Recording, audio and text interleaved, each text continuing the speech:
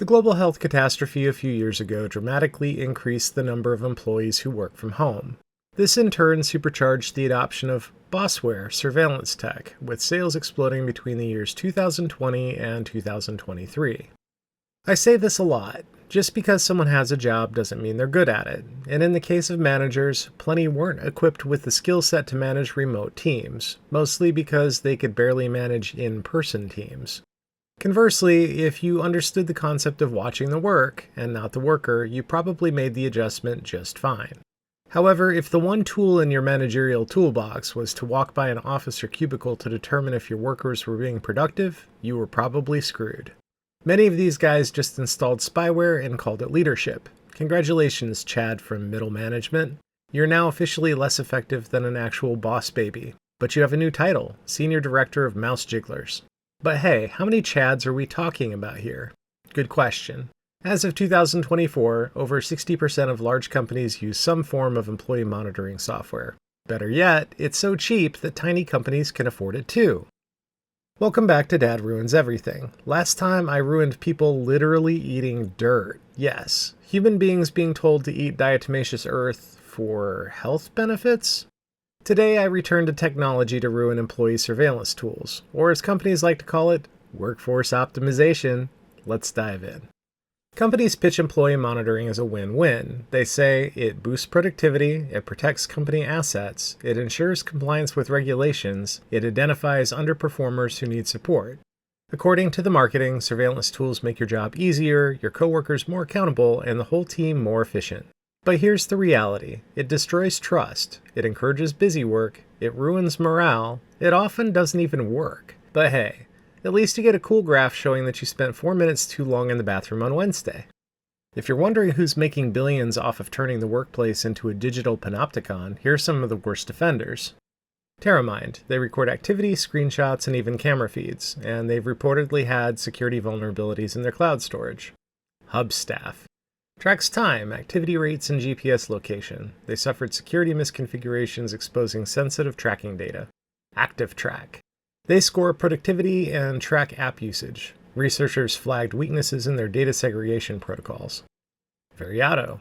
Full surveillance, including audio and video recording. No major leaks yet, but centralized logging raises exposure risk. InterGuard. Secretly installs itself to track everything, email, keystrokes, web activity, and they've faced criticism over lax update security. StaffCop. Yes, they really named it that. Dead or alive, your data's coming with me. Russian origin surveillance software with opaque practices and few public audits. Time Doctor. They record activity, screenshots, and motion video, websites and apps, and GPS location. Viva Insights. Sounds plucky and cuddly, but uses telemetry data to measure how engaged you are with work. Most of these products promise to be invisible to employees, because if you knew you were being watched every second, you might act weird, or, quit. These companies are making billions pushing employee monitoring software, selling it to companies that don't trust their workers, normalizing it across industries, and creating a surveillance economy where activity is valued over outcomes. Not because it improves anything, but because it's profitable. Bossware revenues are expected to be $2.2 billion in 2025, with about 40% of that coming from the US alone. So, what do these surveillance tools actually do? Employee monitoring software has evolved far beyond the old-school punch clocks. Today's tools can track your keystrokes, take random screenshots of your screen, monitor what apps and websites you use, record audio through your laptop microphone, watch you through your webcam, log when you're idle, even if you're reading a document, and analyze your emails and chats for tone. Some programs even generate a productivity score for each employee, often based on metrics like mouse clicks per minute and emails sent per hour. Because nothing screams great worker like fidgeting like a caffeinated squirrel and spamming thanks on Slack all day. Here's the question every remote worker and office drone wants to know. Can you tell if your boss is spying on you? Short answer, maybe, but it's tricky. If you're on a company-owned device, you should assume that you're being monitored. You should assume that you cannot detect it easily, because it's a rootkit, system service, or benignly named process. You should assume that anything you type, browse, or say near the device can be logged. Signs that surveillance software might be installed? Random slowdown of your computer without a clear reason, unexpected CPU spikes, especially when you're idle, webcam light flickering when you're not in a call, Mysterious new apps or background processes with weird names like workforceagent.exe or Hubstaff service. New browser extensions you didn't install, antivirus warnings about monitoring tools that IT told you to ignore, your screen flickering briefly. Some screenshot tools cause this. Significant network traffic when you're not doing anything, which you can see in Task Manager, or network connections to odd endpoints, which you can see with Netstat. Some companies are nice enough to tell you if monitoring is happening, because, lawsuits. Most, they bury it in the employee handbook under IT security policies, somewhere between the password length rules and the vaping ban.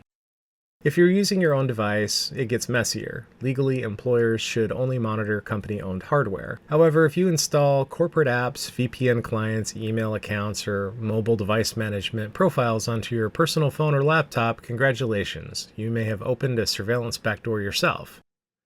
The bottom line is if you install anything work-related on your personal device, treat it like it's bugged, because it might be. If you think I'm exaggerating, here are some real-world horror stories, not necessarily linked to Bossware.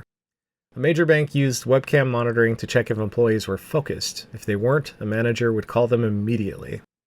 A call center deducted pay from employee paychecks for bathroom breaks longer than 2 minutes, tracked via chair sensors. One tech company made remote workers install software that took random screenshots every 5 minutes, even when they were off the clock if they forgot to log out.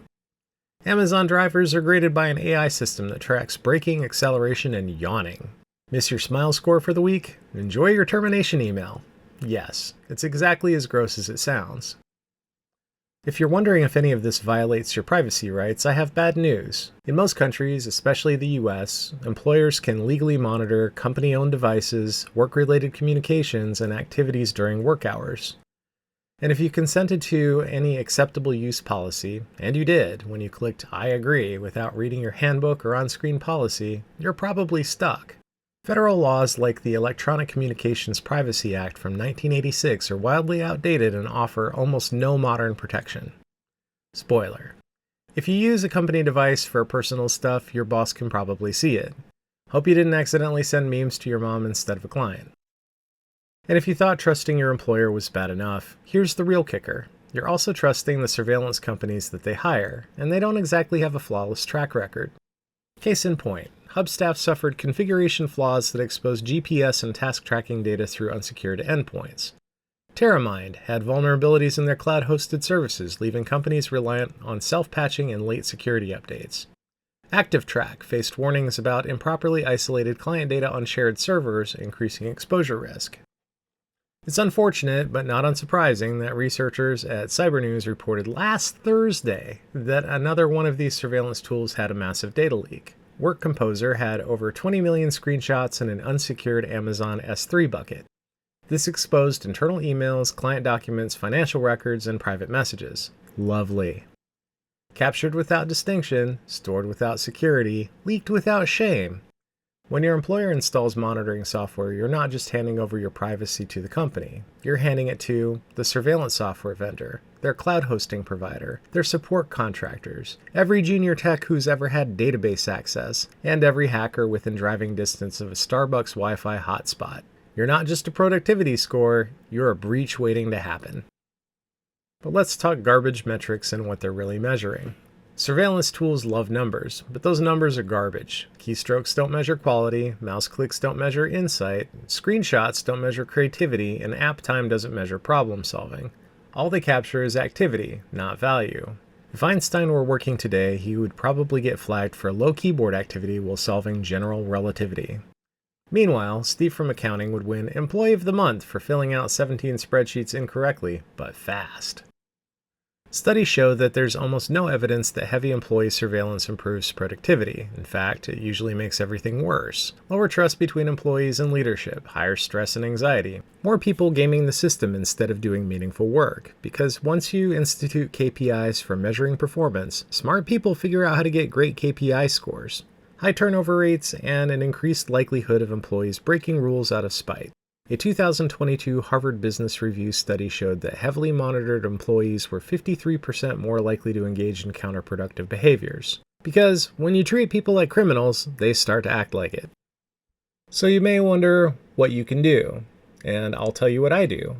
My day job is with a great remote work friendly company. They provide a laptop and they're not particularly enthusiastic about BYO equipment.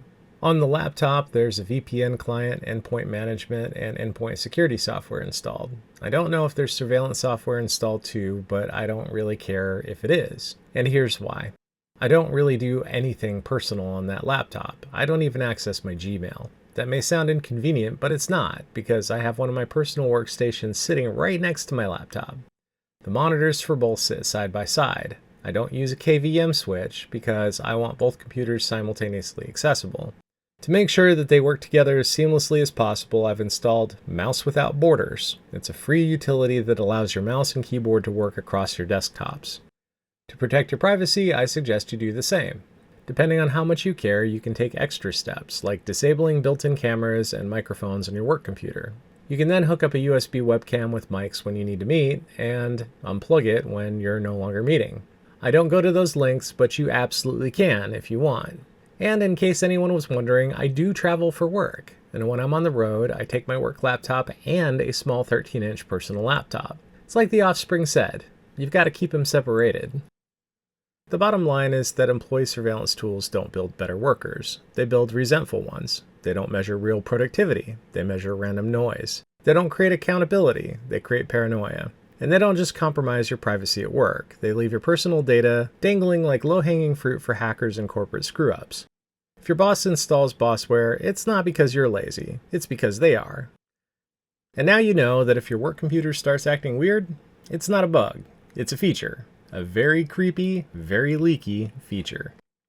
So I hope that employee surveillance is sufficiently ruined for you, or for someone you're about to forward this to. Just make sure you send it from your personal email to their personal email, and then clear your browser history.